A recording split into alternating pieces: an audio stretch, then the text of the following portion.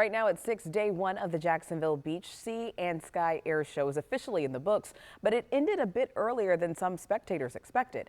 Thanks so much for joining us tonight. I'm Channing Curtis. Now we want to go straight out to our Zach Wilcox live at Jacksonville Beach right now. So Zach, the government shutdown and the weather both playing a factor in limiting some of today's performances.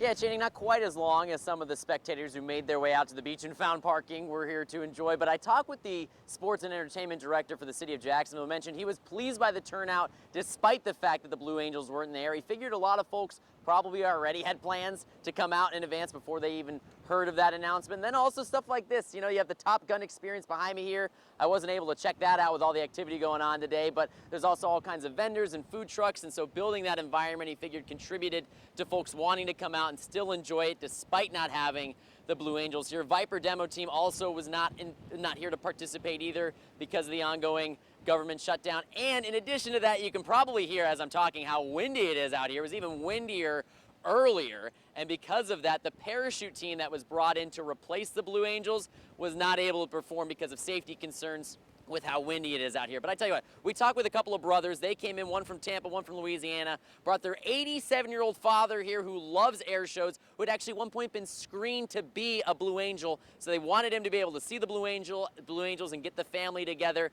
Weren't able to see those, but they said that their dad still had a pretty gosh darn good time watching all those civilian acts. Every moment at this point in his life, you know, he's towards the fourth quarter of his life, and anytime we can get together with him, it's super, super special, right? And so it was a cherished moment, and we know there's not that many left, so we count them, and we're blessed by them.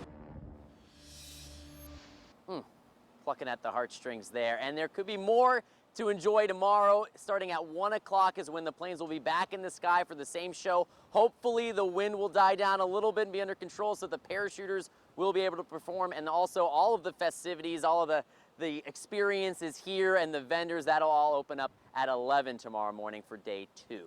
In Jax Beach, Zach Wilcox, First Coast News on your side.